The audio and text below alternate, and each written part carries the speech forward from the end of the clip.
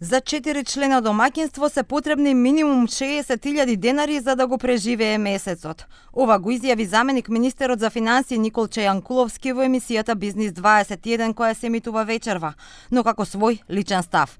Тоа е приближно сумата која пресметува и Сојузот на синдикатите на Македонија во синдикалната минимална кошничка. Јанкуловски лично смета и дека минималната плата која сега изнесува 24.400 денари не е доволна. Добро, вие колку трошите, да речеме, месечно, колку ви се потребни за да профункционирате? За 4 члено семејство околу 60.000 денари. Дали 24.400 ваш личен став се доволна минимална плата? Мој личен став дека не се доволни, но тоа е мој личен став.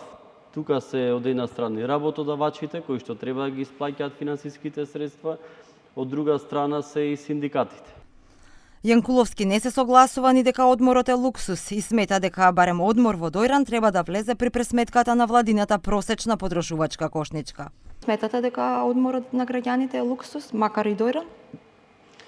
Значи, секој работник заслужува одмор. Дојран го спомнавте сега, го споменавте дојран, така да може определена сума да влезе во потрошувачката кошничка.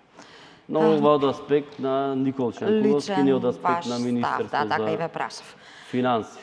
Иако и Министерството за финансии е вклучено во изработката на владината кошничка која е готова и веќе требаше да биде објавена, сепак Јанкуловски не открива детали колку изнесува и што содржи. Дека летување во странство за владата е луксус и дефинитивно ќе го нема во пресметките во владината просечна потрошувачка кошничка, неодамна најави заменик министерот за економија Ристевски, но не одговори прецизно дали ќе се пресметува барем трошокот за 7-дневен одмор во дојран, кој го има во минималната кошничка на синдикатот.